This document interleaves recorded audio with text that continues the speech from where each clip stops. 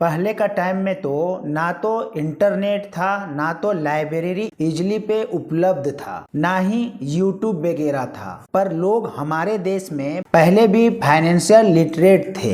तब अब इतना सुविधा के बाद में आप लोग इतना गलतियां क्यों कर रहे हैं फाइनेंस के बारे में? जिनको पर्सनल फाइनेंस के बारे में समझना है, अभी तो मैं बिजनेस फाइनेंस के बारे में बात ही नहीं कर रहा हूँ, सिर्फ और सिर्फ पर्सनल फाइनेंस के बारे में बात कर रहा हूँ। अगर आपको पर्सनल फाइनेंस समझना है और क्यों इतना ज़रूरी समझना है, तो इस वीडियो को अंत तक देखिए, आपको सारा कुछ समझ में आ जाएगा कि पर्सनल फाइनेंस आखिर होता क्या है। क्योंकि बिजनेस फाइनेंस में तो और भी बुरा हाल है। लोग जो नौकरी कर रहे हैं, लाख, 2 लाख, 5 लाख तनख्वाह ले रहे हैं, उनके पास भी फाइनेंशियल लिटरेसी ना होने के कारण उनकी वेल्थ क्रिएशन नहीं हो पा रही है। और 10-10, 15-15 साल से कमाने के बाद भी उनके पास में ये अभी तक समझ में नहीं आ पाया, किसी प्रकार का इन्वेस्टमेंट नहीं है, किसी तरह का वेल्थ नहीं है, किसी तरह का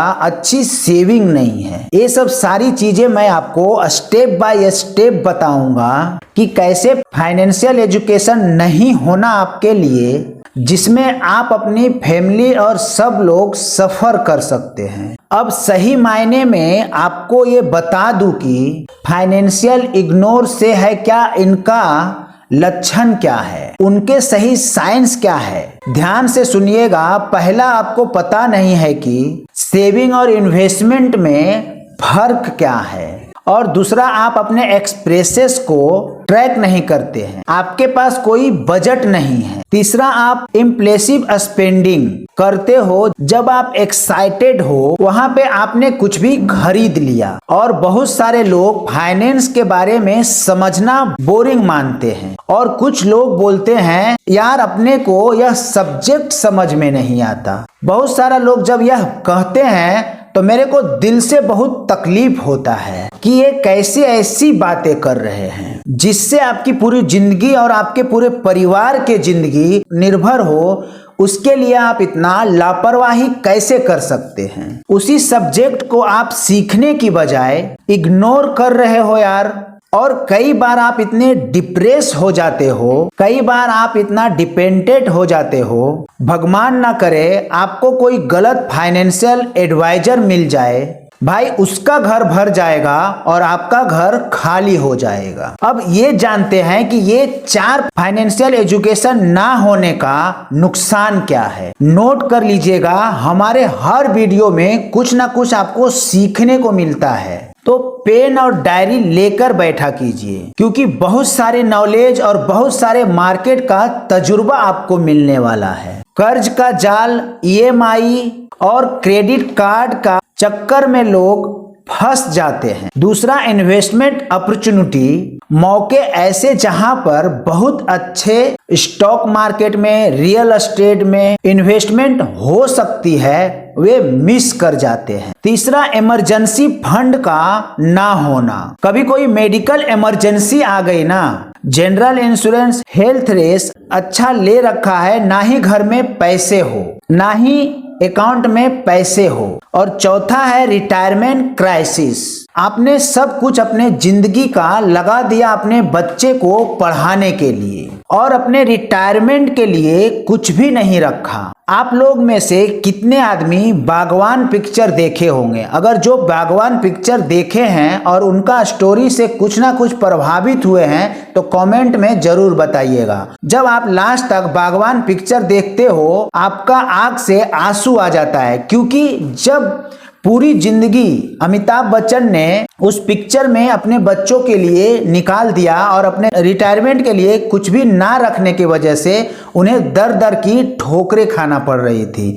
तो आपका ऐसा हाल ना हो जाए, तो रिटायरमेंट का आप बंदोबस्त अभी से करना स्टार्ट कर दें। अपने बच्चों पर डिपेंडेंट होना कतई अच्छी बात नहीं है। हम अक्सर वृद्धा आश्रम और ट्रस्ट में देखते हैं कैसे कैसे हालात में अपने माँ बाप को छोड़कर बच्चे चले जाते हैं। तो अपनी रिटायरमेंट प्लान जो है टाइम रहते आप कर लीजिएगा। कड़वा है बट सच्चाई यही है। आज के समाज में जब तक आपके पास आपके अकाउंट में पैसे रहेंगे तभी तक आपका बच्चे आपके बारे में सोचेंगे, क्योंकि टाइम निकलते पता नहीं लगता।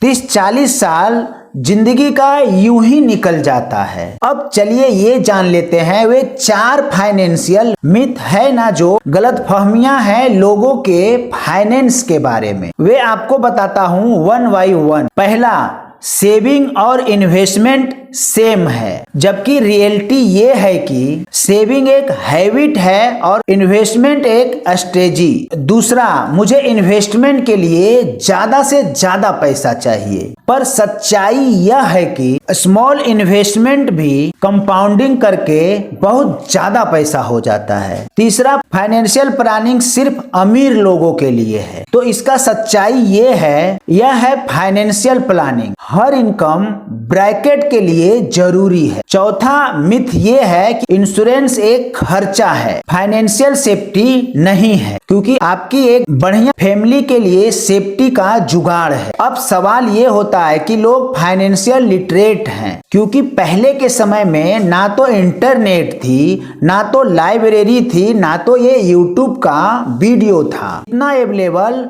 कुछ भी नहीं था, क्योंकि बहुत सारे फाइनेंशियल स्कैम के कारण ट्रस्ट ही उठ गया है। तीसरा, शॉर्ट टर्म माइंडसेट, आज की खुशी के चलते कल की सोच करना बंद कर दी। बहुत से लोग, जब मैं SIP की बात करता हूँ 20 साल 30 साल, तो कमेंट करके जाते हैं कि रहने दीजिए, हमें लॉन्ग टर्म में नहीं जाना है, शॉर्ट टर्म में आना है। तो शॉर्ट टाइम नुकसान होता है, लॉन्ग टर्म में नुकसान कम होता है, इसके लिए SIP में ज़्यादा समय देना पड़ता है। 20 साल 30 साल किसने देखा, हमें तो कल ही चाहिए। चौथा, पीयर प्रेशर, लोग अपने फाइनेंशियल सिचुएशन को अपने दोस्तों के साथ कंपेयर करते हैं। अब आपको मोटी माटी एक सिंपल एग्जांपल देता हूं, आप अपने पैसे सेविंग अकाउंट में रखते हो, 3 से 4% मिलता है, कोई फायदा नहीं हो रहा है, चलो FD कर लेते हैं। FD कर लेते हो तो 5 से मैक्सिमम 7% तक मिलता है, अगर लंबे टाइम के लिए करोगे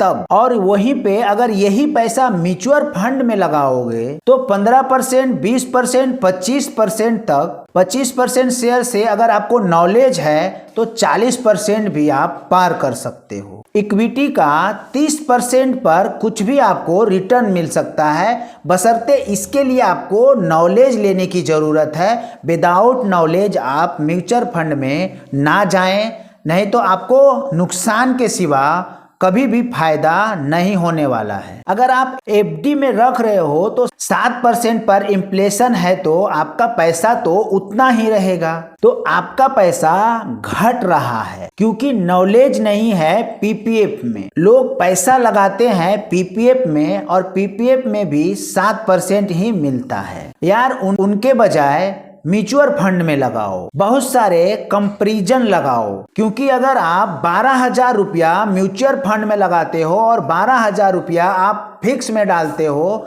तो आप देखोगे कि वो 12,000 का 12,000 से ज़्यादा जो डबल में आपका आ रहा है वो 24,000 ही 7 साल या 9 साल में मिल रही है। बट वही अगर 12,000 आप म्यूचुअल फंड में लगाते हो तो कितने % आप लेकर आ जाते हो, पता चलता है 5 लाख हो गया, 10 लाख हो गया। इस तरीके से म्यूचुअल फंड में वही 12,000 लाखों में चला जाता है, 10 लाख, 15 लाख, 25 लाख भी हो सकता है। इसके लिए सारी चीजें आपको बढ़िया से स्टडी करना है। विदाउट स्टडी आपको कुछ भी इन्वेस्ट नहीं करना है, क्योंकि आपके खून पसीने के जो भी कमाई है उसका नुकसान नहीं होना चाहिए।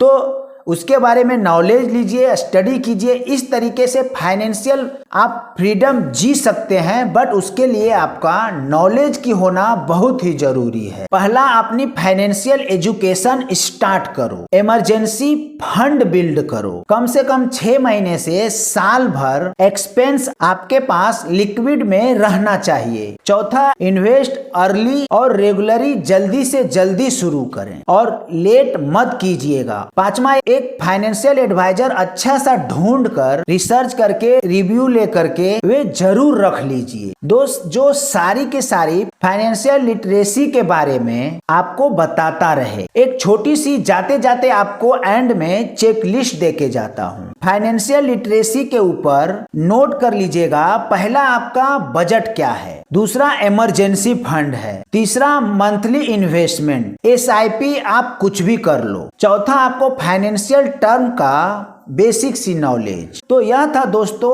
Financial literacy. कमेंट में जरूर बताइएगा वीडियो कैसा लगा और आपको कितना समझ में आया, और अभी तक आपने कुछ भी फाइनेंशियल लिटरेसी किया है कि नहीं कमेंट में जरूर बताइएगा, क्योंकि कमेंट में जब बताने से होगा ये कि आपका जो कहानी सुनकर दूसरे प्रेरित होंगे और अपनी सक्सेस स्टोरी भी डालना जरूरी है कमेंट बॉक्स में। तो वीडियो को शेयर कीजिएगा, ज्यादा से ज्यादा उन लोगों तक पहुंच सके जिन्हें इन सारी चीजों की जानकारी नहीं है, उन तक ये वीडियो पहुंच सके और कुछ ना कुछ सीखने को मिल सके। तो धन्यवाद लास्ट तक बने रहने के लिए।